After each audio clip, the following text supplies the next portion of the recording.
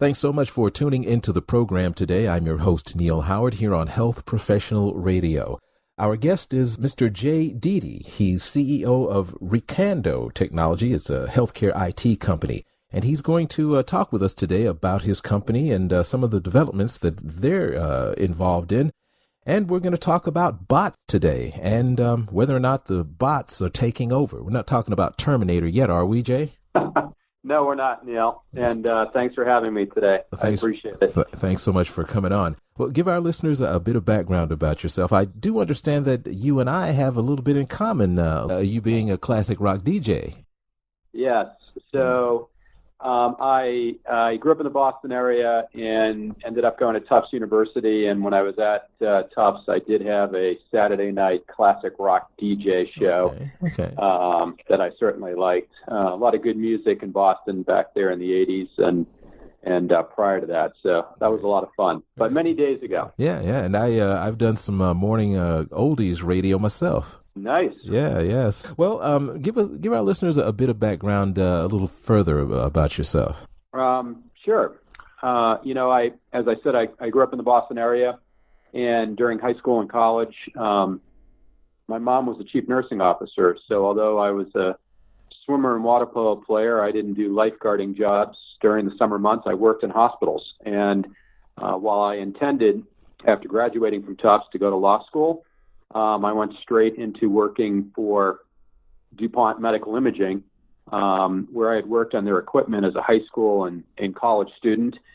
They also had a radiology information system, and that sort of got me into the medical information technology space, back in the late 80s. And I was about the 230th employee of Cerner Corporation, which at the time was about an $80 million publicly traded company, now approaching $4 billion, I think, based out of Kansas City. And I've been in various aspects of health IT in different roles since the day I got out of college, and possibly, I guess, before, you could say.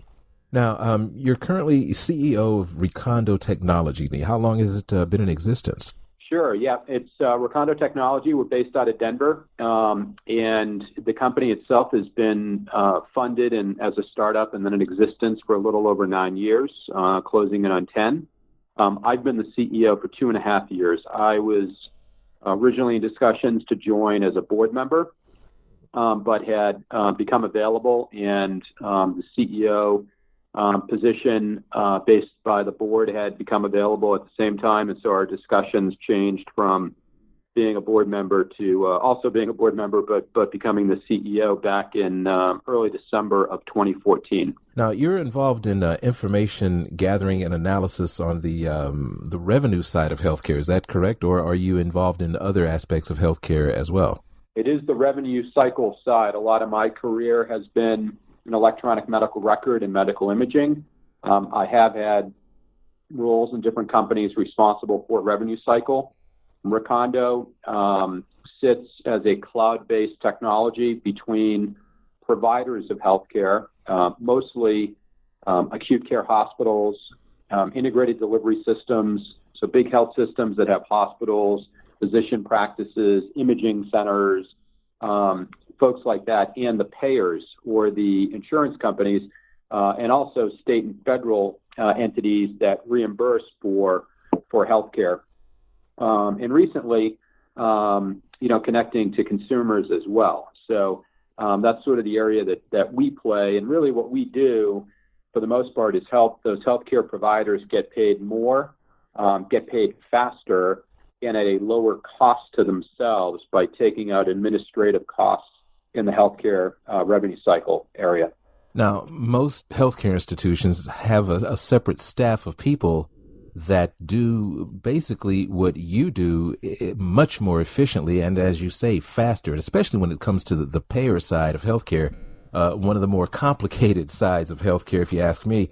How does Recondo Technology take care of this mess, as it can turn into? It can be complicated and look like a plate of spaghetti in terms of the different communications. So for your listeners, the way it works, Neal, is there are automation systems that help people who work at the health systems and revenue cycle to work on checking eligibility of insurance, accuracy of insurance, the benefits that their insurance plan may provide, whether for that particular procedure that an authorization is required in advance or not.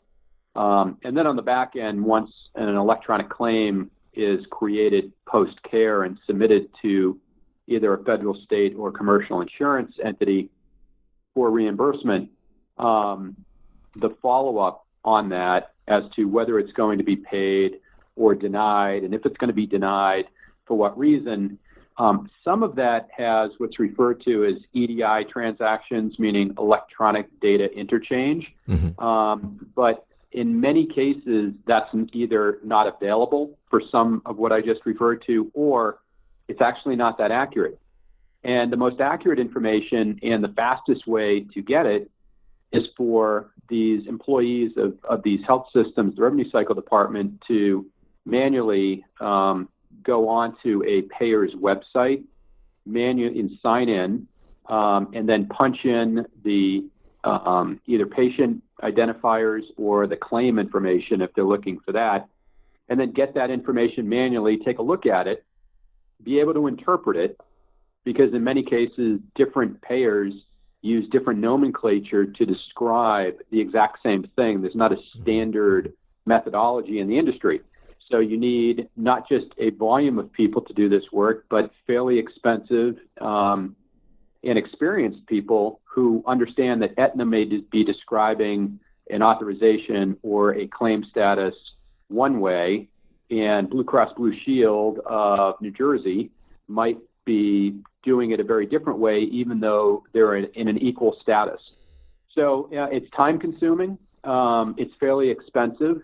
And what we do is actually use our bot technology for most of these transactions, automatically sign onto that website on behalf of that provider of healthcare. So we're an agent for them. We grab the information that might be upwards of 40 pages of PDF data around what question you're trying to get answered, like what's the status of my claim? Is this procedure required an authorization? What's the out-of-pocket responsibility of this patient to be able to pay versus what's going to be covered? And so we do all that, bring it down and present it generally in just a few seconds with a very high level of accuracy. So we don't remove the human element from revenue cycle, but what we do is take out a lot of time that's really wasted and be able to help them apply it to higher productive time. So, for instance, if they're going to have 70 or 80% of their claims get paid anyway, then let's find out which ones are going through. Let's find out those that aren't. For those that aren't, let's understand why, which we can interpret. And then let's put it automatically into work queues by reason of denial, so that then the people in the revenue cycle department can just sign on to a system and start working immediately on those claims for the specific reason of denial. And in many cases, remediate that issue, resubmit the claim, and get paid quicker than what they originally would have found out the first time that the claim wasn't going to get paid. Talk briefly about how these bots or these algorithms maintain compliance with privacy, or do they have access to any of these institutions' company emails to make any of these determinations that these humans are going to deal with, say, in the morning once all this information has been gathered overnight? Right. So the space we play in, we don't capture clinical information. So there's no electronic medical record information. There is patient identification. So we do deal with PHI and PCI, and we also are subject to HIPAA requirements and regulations, which are federal security requirements around healthcare information. So we encrypt our data.